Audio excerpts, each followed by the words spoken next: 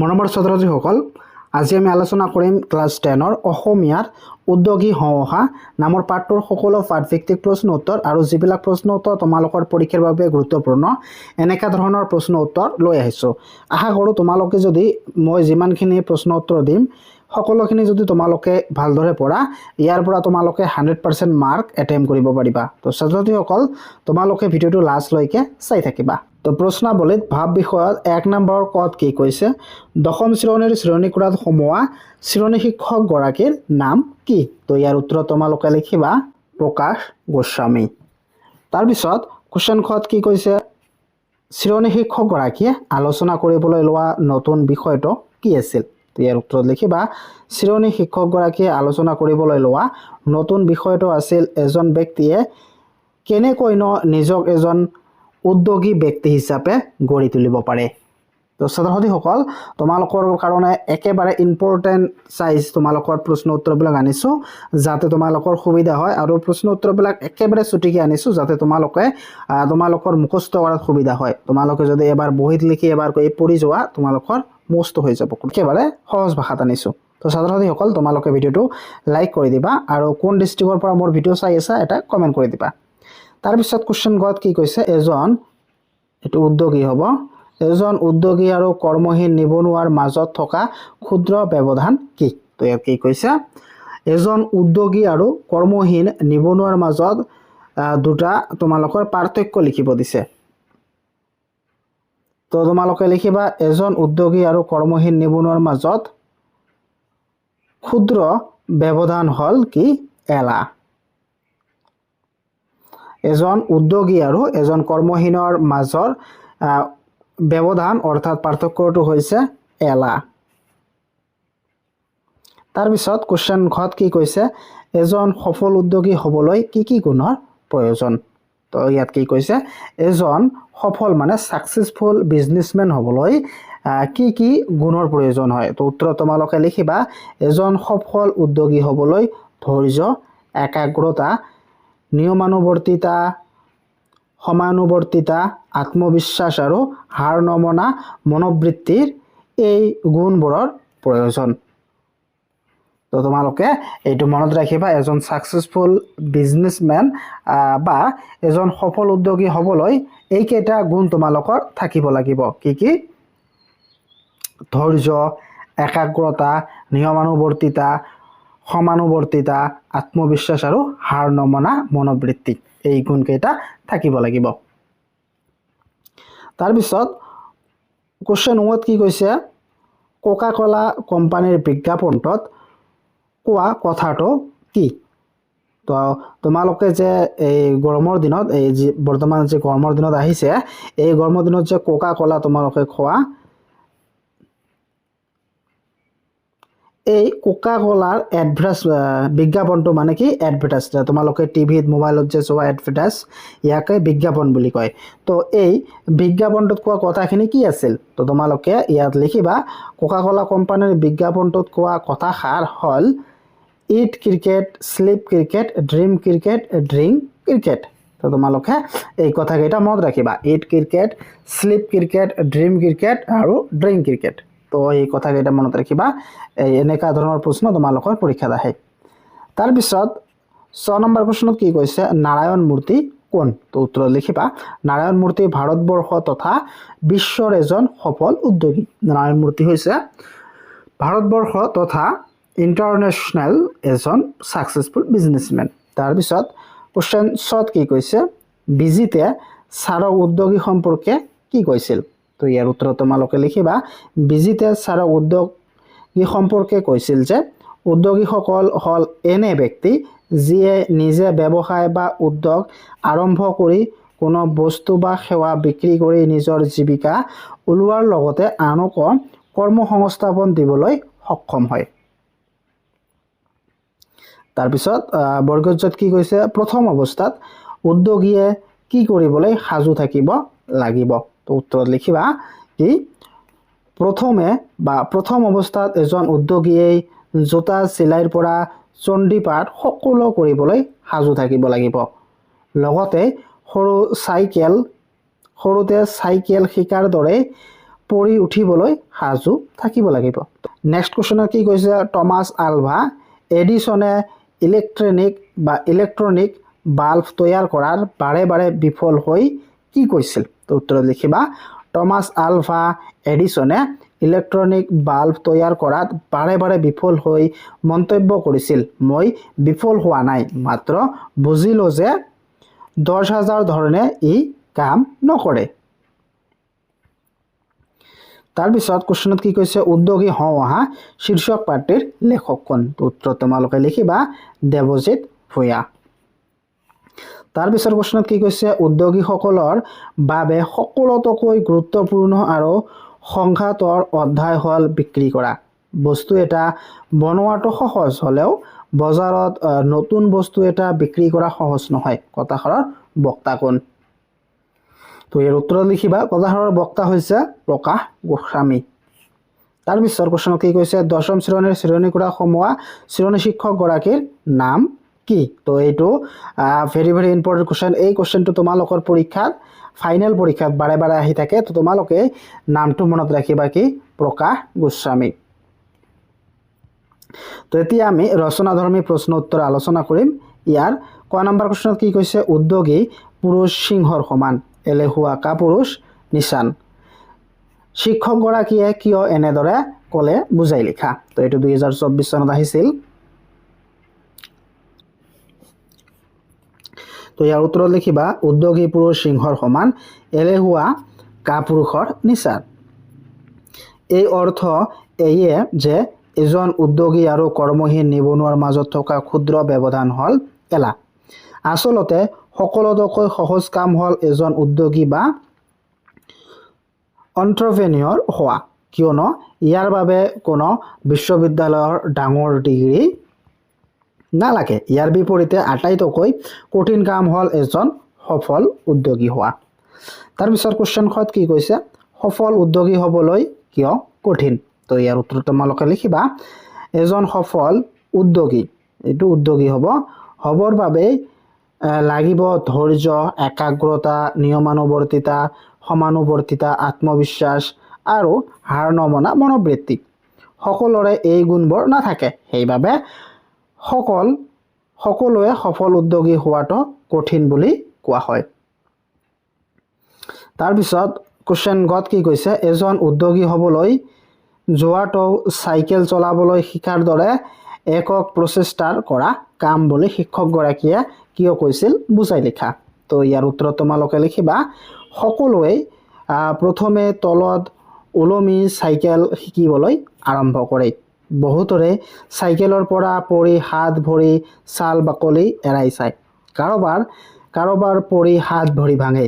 যিসকল ছাল বাকলি যোৱাৰ পাছত বা হাত ভৰি ভাঙাৰ পাছত ভয়তে পুনৰ শিকিবলৈ চেষ্টা নকৰে, তেওঁলোকে আৰু জীৱনত কোনোদিনে চাইকেল চলাব নোৱাৰে।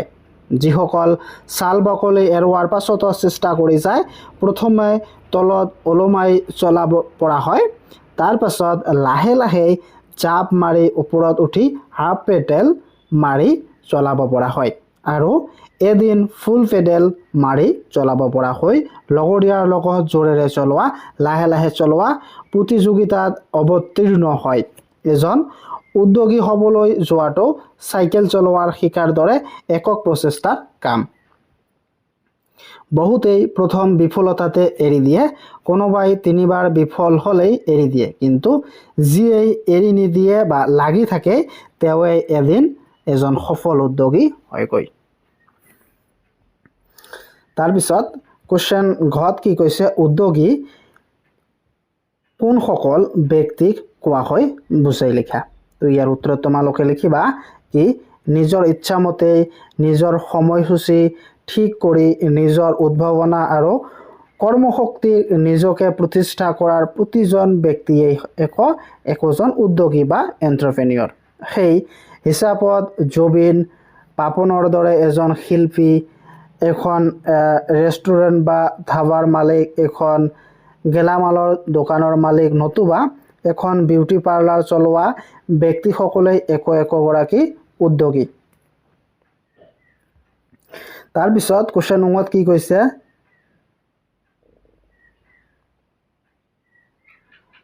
এণ্ড এনফোচিছ কোম্পানীৰ প্ৰতিষ্ঠাপক কোন? তেওঁ ভাৰতবৰ্ষ তথা বিশ্বৰ এজন সফল উদ্যোগী হোৱাৰ আঁৰৰ কাহিনীটো বৰ্ণনা কৰা। তো উত্তৰ তোমালোকে লিখিবা এনফোচিছ কোম্পানীৰ প্ৰতিষ্ঠাপক হ'ল নাৰায়ণ মূৰ্তি। তেওঁ ভাৰতবৰ্ষ তথা বিশ্বৰ এজন সফল উদ্যোগী বা এণ্টাৰপ্ৰেনিয়ৰ। কৰ্ণাটকৰ এক নিম্ন মধ্যবিত্ত পৰিয়ালত তেওঁৰ জন্ম হৈছিল। সৰুৰে পৰা এজন উদ্যোগী হোৱাৰ বাবে দূৰ হোৱাৰ হেঁপাহ আছিল। সেয়ে অভিযান্ত্ৰিক শিক্ষা সমাপ্ত কৰি কিছুদিন চাকৰি কৰাৰ পাছতে তেওঁৰ চাকৰি ত্যাগ কৰি ছফ্ট্ৰনিক্স নামৰ এক কোম্পানী প্ৰতিষ্ঠা কৰে। কিন্তু প্ৰতিষ্ঠা কৰাৰ 1.5 বছৰ পাছতে দেউলীয়া হৈ কোম্পানীটো বন্ধ হৈ যায়।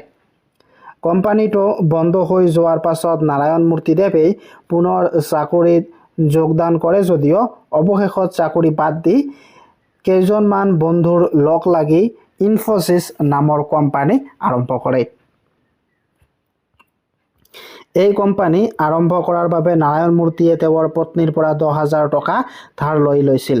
10,000 টকা মূলধনেৰে আৰম্ভ কৰা ইনফোচিছ প্ৰথম অৱস্থাত বহুতো বাধা ঘাত প্ৰতিঘাতৰ সন্মুখীন হ'ব লগা হৈছিল।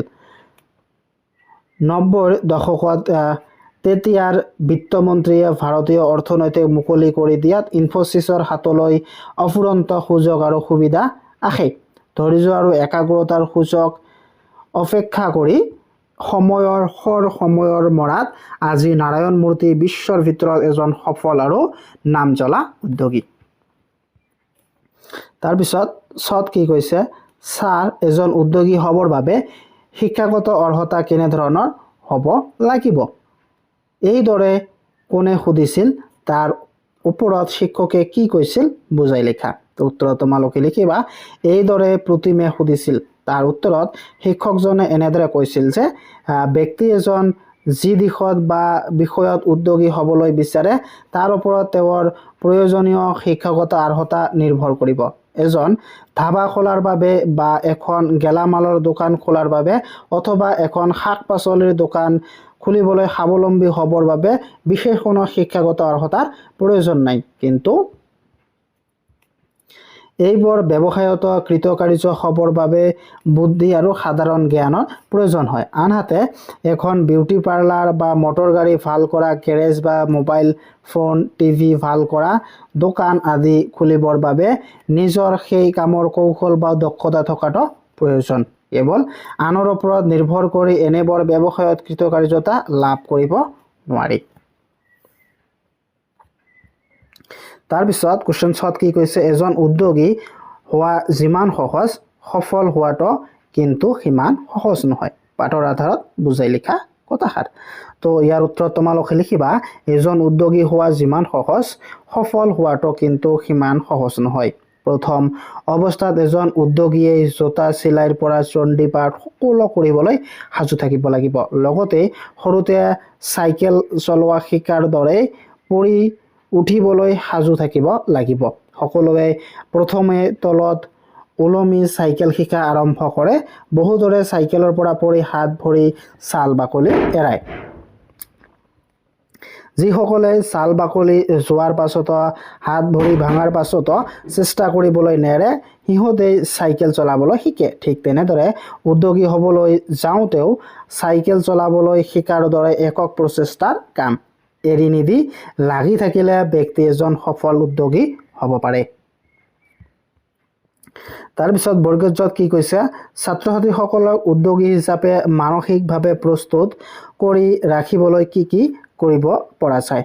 উত্তৰত তোমালোকে লিখিবা ছাত্ৰ ছাত্ৰীসকলক উৎসাহিত কৰাৰ লগতে সহায় কৰিবৰ বাবে সৰহ সংখ্যক মহাবিদ্যালয় বিশ্ববিদ্যালয় অভিযান্ত্ৰিক মহাবিদ্যালয়ৰ উদ্যোগী কোষ আছে আৰু এই কোষসমূহে নিয়মিতভাৱে কৰ্মশালা প্ৰশিক্ষণ আদিৰ আয়োজন কৰে। সেয়েহে ছাত্ৰ অৱস্থাৰে পৰা কেৱল চাকৰিৰ আশাত পৰাৰ পৰিৱৰ্তনৰ সমান্তৰালভাৱে সেই কৰ্মশালা প্ৰশিক্ষণ আদিত যোগদান কৰি নিজকে উদ্যোগী হিচাপে মানসিকভাৱে প্ৰস্তুত হোৱা উচিত। জনবিস্ফোৰণৰ বাবে চৰকাৰে সকলোকে চাকৰি দিয়াটো সম্ভৱ। প্ৰতি 10জন ছাত্ৰৰ মাজত এজনহে হয়তো চাকৰি পাব। কিছু সংখ্যক বেচৰকাৰী খণ্ডত চাকৰি পাব, সৰহসংখ্যকে কিন্তু উদ্যোগী হৈ নিজৰ জীৱিকা অৰ্জন কৰিব লাগিব। গতিকে ছাত্ৰ ছাত্ৰীসকলে নিজকে মানসিকভাৱে প্ৰস্তুত কৰি তাৰ বাবে প্ৰস্তুত হ'লে সেয়া নিজৰ বাবে আৰু সমাজৰ বাবে মংগলজনক। এতিয়া আমি গ্ৰামাৰ ছেকশ্যনৰ খিনি আলোচনা কৰিম। তো ইয়াত 9 নম্বৰত কি কৈছে? 9 নম্বৰত কৈছে প্ৰভাত, কঠিন, এলেহুৱা, ডাঙৰ, চেষ্টা, লগৰীয়া, লক্ষ্য, নিৰবিচ্ছিন্ন, হাবিয়াস, সপোন। তো এইবিলাকৰ তোমালোকৰ কি কৰিব লাগে? সমৰ্থক শব্দ লিখিব লাগে। তো ইয়াৰ সমৰ্থক শব্দ প্ৰভাত, প্ৰভাতৰ সমৰ্থক শব্দ হ'ল ৰাতিপুৱা, কঠিন, টান, এলেহুৱা, ৰিহাৰকুৰীয়া, ডাঙৰ, বৰ, চেষ্টা, প্ৰয়াস, লগৰীয়া, বন্ধু, লক্ষ্য, উদ্দেশ্য, হাবিয়াস, ইচ্ছা, সপোন, স্বপ্ন। তো ছাত্ৰ ছাত্ৰীসকল তোমালোকে খালি বহিৰ প্ৰশ্ন উত্তৰ অনুশীলনৰ লগত নিমিলাবা। মই যিবিলাক তোমালোকৰ কাৰণে গুৰুত্বপূৰ্ণ এনেকা প্ৰশ্ন উত্তৰ লৈ আনিছোঁ। তোমালোকে যদি ভিডিঅ'টো এবাৰ চোৱা তোমালোকে ইয়াৰ পৰা 100% মাৰ্ক কমন পেলাব পাৰিবা এই পাঠটোৰ ওপৰত। তাৰপিছত 10 নম্বৰত কি কৈছে? বিপৰীত শব্দ লিখা। নতুন, পুৰণি, ক্ষুদ্ৰ, ডাঙৰ, সফল, বিফল, কৰ্মহীন, কৰ্মস্থ, এলেহুৱা, পৰিশ্ৰম, সহজ, টান, সপোন, দিঠক, সুবিধা, অসুবিধা, আৰম্ভ, শেষ, জন্ম, মৃত্যু। এইটো মৃত্যু বানামটো ভুল হৈ আছে, তো তোমালোকে এনেদৰে মৃত্যু বানামটো লিখিবা। তাৰপিছত সমান, অসমান। তো ছাত্ৰ ছাত্ৰীসকল তোমালোকে বিপৰীত শব্দ, সমৰ্থক শব্দ এইবিলাক পঢ়িবা, এইবিলাক তোমালোকৰ পৰীক্ষাত আহি থাকে।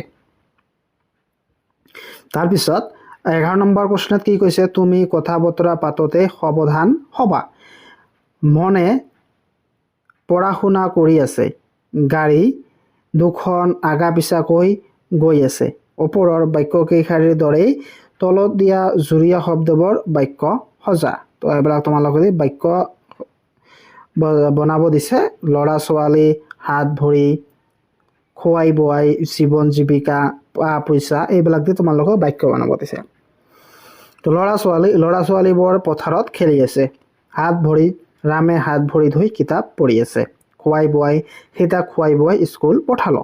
জীৱন জীৱিকা, সেই পৰিয়ালটোৱে বহুত কষ্টৰে জীৱন জীৱিকা কৰি আছে। পইচা, মানুহৰ জীৱনত পইচাৰ বহুত প্ৰয়োজন হয়। তাৰপিছত এই ভাৱ সম্প্ৰসাৰণ তোমালোকৰ পৰীক্ষাৰ বাবে গুৰুত্বপূৰ্ণ, ইম্পৰ্টেণ্ট হয়। তো তোমালোকে এইবিলাক ভাৱ সম্প্ৰসাৰণ পঢ়িবা। উদ্যোগী পুৰুষ সিংহৰ সমান, এলেহুৱা পুৰুষ কাপুৰুষৰ সমান। তো তোমালোকে লিখিবা উদ্যোগী পুৰুষ সিংহৰ সমান, এলেহুৱা পুৰুষ কাপুৰুষৰ নিচাৰ। ইয়াৰ অৰ্থ এয়ে যে এজন উদ্যোগী অৰ্থাৎ এণ্টাৰপ্ৰেনিয়ৰ আৰু কৰ্মহীন নিবনুৱাৰ মাজত থকা ক্ষুদ্ৰ ব্যৱধান হ'ল এলাহ। আচলতে সকলোতকৈ সহজ কাম হ'ল এজন উদ্যোগী বা এণ্টাৰপ্ৰেনিয়ৰ হোৱা, কিয়নো ইয়াৰ বাবেই কোনো বিদ্যালয়ৰ ডাঙৰ ডিগ্ৰী নালাগে। ইয়াৰ বিপৰীতে আটাইতকৈ কঠিন কাম হ'ল এজন সফল উদ্যোগী হোৱা। জিমুলা বাৰে তাৰ দুপাততে চিন, এইবিলাক তোমালোকে নিজে নিজে পঢ়িবা। এইবিলাক তোমাৰ পৰীক্ষাত আহি থাকে, ভাবো নাই। তো তোমালোকে এইবিলাক পঢ়িবা। তাৰপিছত শুই থকা শিয়ালে হাঁহ ধৰিব নোৱাৰে। এইটো ভেৰি ভেৰি ইম্পৰ্টেণ্ট। এইটো প্ৰতিবাৰ প্ৰায় পৰীক্ষাত আহে। তোমালোকে এইটো ভালদৰে পঢ়িবা। তো মই তোমালোকৰ কাৰণে একেবাৰে সহজকৈ আনিছোঁ, তোমালোকে এইখিনি ভালদৰে পঢ়িবা। তাৰপিছত 13 নম্বৰত কি কৈছে? লিংগ পৰিৱৰ্তন কৰা। শিক্ষক শিক্ষয়িত্ৰী, ছাৰ বাইদেউ, ছাত্ৰ ছাত্ৰী, পুৰুষ মহিলা, বন্ধু বান্ধৱী।